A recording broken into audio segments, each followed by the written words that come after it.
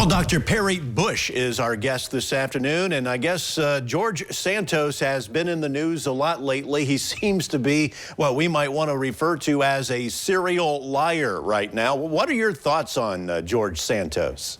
Well, Lynn, in my mind, and we can come back to this if you want, it is a sad development. I don't really watch the late night comedians, but apparently they've been having a field day because this guy, the New York Times did an expose on this, in late December and discovered that this newly elected congressperson from New York's 3rd District has just been elected on the basis of what appears to be serial fabrications. He claimed to be Jewish, though that's untrue. He claimed to have graduated with a 3.9 GPA from 2 universities that didn't have no record that he even attended there. He claimed to be an athletic volleyball star at those institutions, and he was not. He's been the victim. I mean, he said he's a victim of crime. He said his mother died at 9/11. Actually, she didn't.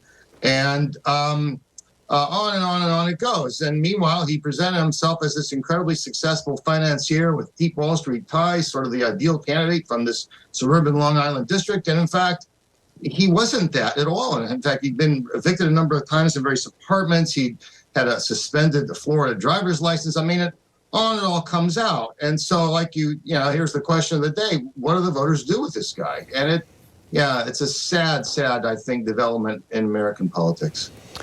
So I guess the big question is now, what about the voters, many of which are probably feeling like they've been conned, and they're probably suffering from voter regret at this point? Yeah. There's been, you read the analyses coming out of his district and people are outraged. They feel like they've been duped. And this isn't just Democrats. These are Republicans, who thought they had, we flipped the blue seat and we have a good guy in there. And now this word comes out that he's not at all who he said he was. And they feel conned, they feel outraged. And interesting enough, there's not a lot of way to dislodge him before the next election. The U.S. Constitution doesn't set up a recall of people in Congress. People can recall their governors in their states, but et cetera, but they can't recall Congress people. And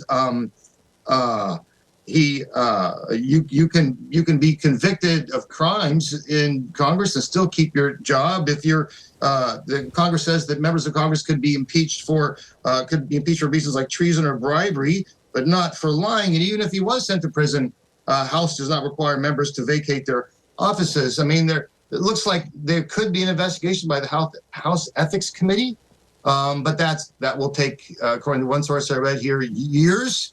And it would take the full cooperation of both houses of Congress and a 2/3 majority of Congress to convict him. And actually, given the way politics are shaken down right now, then it's really inconceivable that would happen. Kevin McCarthy, was elected after 14 votes as Speaker. He's got a tiny governing majority of about 4 votes, and he needs the votes of every member of the Republican delegation of Congress, including Santos. And so if Santos were being induced even to resign, they would hold a special election. The Republicans would stand a really good chance of losing that seat. It is a blue seat. And with all that Santos has done in his district, it's hard to imagine the voters are eager to put someone from his party back in there. So, yeah, it's hard to see him leaving before the next election, actually. Perry, one final question. We're down to 30 seconds, so if you can give me the short answer here. What about those in the future who want to run for a national office? We don't know them. Should they go through a background check? Yeah, absolutely. I mean, background checks are something that all of us go through. I mean, in order to get a teaching job at a university like mine, you submit transcripts to make sure that actually you have the degrees that you say you have. And this is just routine.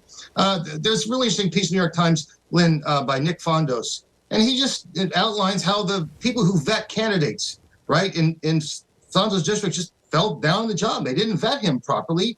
There were a lot of questions raised during the campaign. There wasn't adequate follow-up. This stuff was out there before the election. And for a variety of reasons, they looked the other way. They didn't investigate.